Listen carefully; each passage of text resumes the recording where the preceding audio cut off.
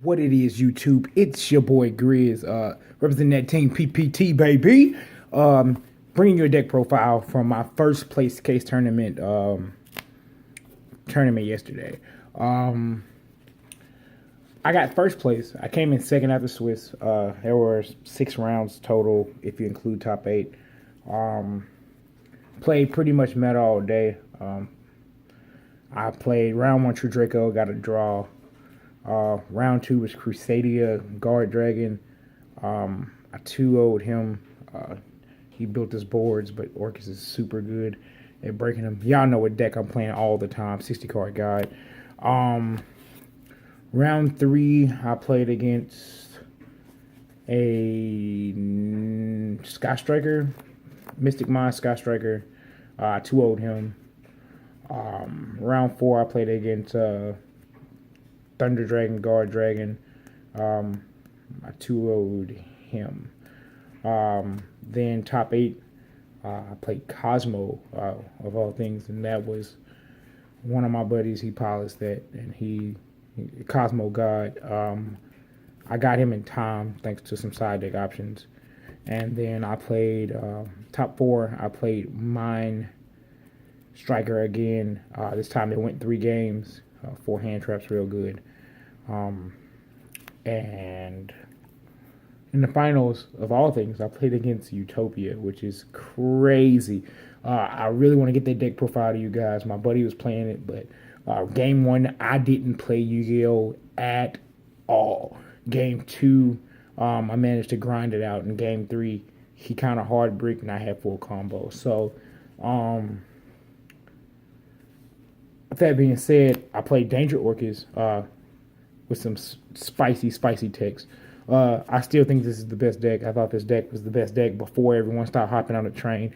But I think the deck has evolved to be something different than the Summon Sorcerers, build a board, break a board, OTK type deck.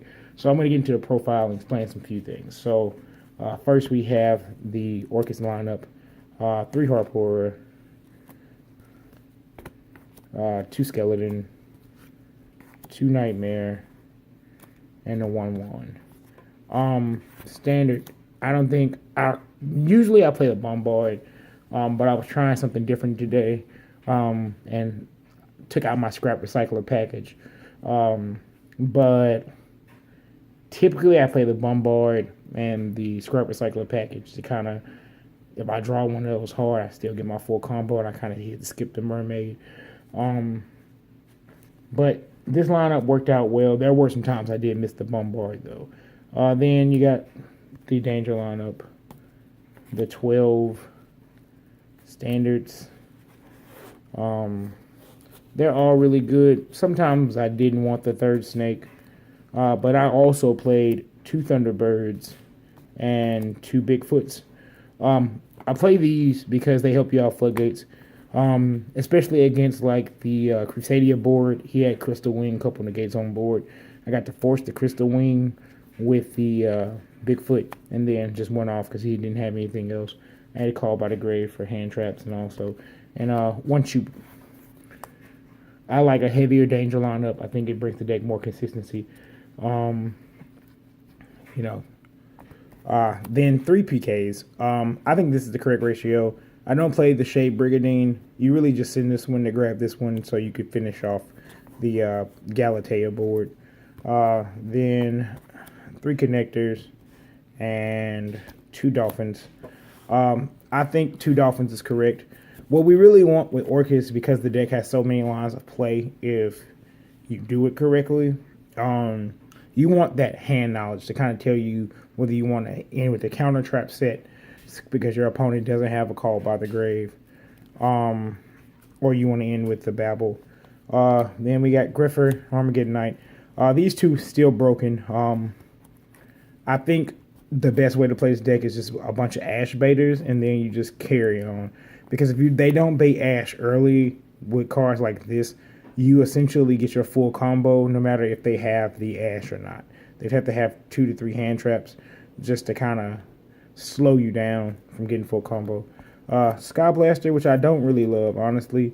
I think it's a good card, but it's just one of those things where if you play, if you're trying to get to Mermaid and not directly to the Galatea play, this is probably one of the better cards. Hand traps, just too phantasme. I know people. I build my deck to play the big three and just side and deal with everything else. And then tech choice, this hot Exodius. For the times where you hit the mermaid, and you go through your full mermaid combos and your out of Galateas or out of Dingirsus, this is just a reset button. To some of them, they put everything back so your opponent can't call by the grave and move anything out of your graveyard, and you basically start your combos from day one. Looking back on it, I probably only played one because there were times where I opened them and I didn't want them. And then I play the hot Terratop Tectomborg because one card combos are good. Again, Ash Baiters, with Exodius, you put them back, so it's never really super bad. Spells. My spell lineup wasn't the greatest in my opinion, but Orcust, I don't think you need to use as many spells. There were only 2 twins because I couldn't find a third. 3 call by because you got to play it. Again, you just want to bait those hand traps and then deal with them. Rhoda because it's really just a baiter as well. 1 Babel, 1 Return, which I didn't really use very much. I'm thinking about cutting that for Einsots. 1 Monster Reborn, 1 Foolish, and then 2 Super Poly in the main. This card really underperformed, to be honest. I just had some space, and I want to try new things out. I think the best way to find the optimal version of a deck is always to test things out to see how they work out. I didn't use it because I played it. My matchups really didn't require me to use it. And then I play 9 traps. So 2 Crescendo. This is absolutely the correct call. If you have Crescendo, and if you open with it in your opening hand, you can set it, fill your full combo. It's cool. If you discard it from a danger, it becomes a live Rhoda basically during your opponent's end phase, and you still have plays. Plus, it's kind of like the Salamangre issue where people are trying to bait out the 1 because they know you don't have another one. Playing 2 is always the best call for me. 3 Fogblade. I don't play the Brigadine because I don't play the Time Thief. But this is also a correct call because people are really good at chain blocking nowadays. So it doesn't matter where they place their chain. You Fogblade it. People have to play really hard around these cards. 2 Strike because nobody plays around this card. And it's broken. It was broke for me all day. Against Strikers, against Thunder Dragons, all of that. Danger Thunder. And then the best 2 traps.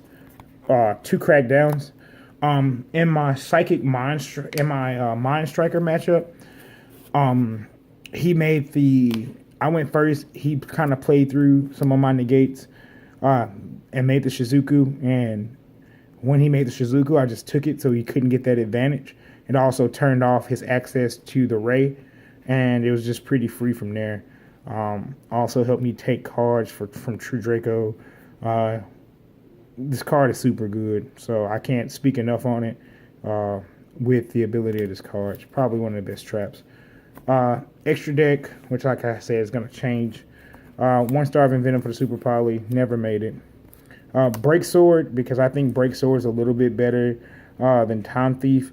Time Thief gives you the quick interruption, but if you don't put a trap on the Time Thief after that, he doesn't do a whole lot. The best card in your deck is Dingirsu. They knew what they were doing. They made this. I play a small Boral package. I think I made Load once. I Sword twice. And then the Nightmares that make the Mermaids. I think 2 Mermaids is also correct because people only play you for the first one. You need some recursion. Then 1 Girsu, 2 Galatea. That should definitely be 3. And a Rusty. That was pretty much the main deck. The side deck is going to change, but I'll just give you guys a quick 2 Unending and Imperial for the Mystic Mind decks. 2 Reboots for Draco decks. I think this card is better than Lancia, so I chose to go Chaos Hunter because they waste more resources and then you lock them out of the rest of the turn. 3 Pancratops because this format's weird and he's not the greatest card in the main deck right now. 2 Vanity's Fiends because if you go first against Sally, you just win. And then the best card I think in the side is 2 Dogwoods. Against the big 3 minus Striker, you simply just stop their turns. It's kind of like Maxi. They don't want to give you a bunch of life points, but they can't afford to stop. Danger Thunder is especially vulnerable to things like that. If you make if they make the Colossus board, it doesn't affect you. But for them to keep going, they have to give you more life points. So to go off their full combo, they'll give you somewhere in the neighborhood like 10,000, 11,000 life points, in addition to what you already have. And then you can just like kind of slow roll them until you get what you need. So because they won't be able to kill you. So that was the deck. There will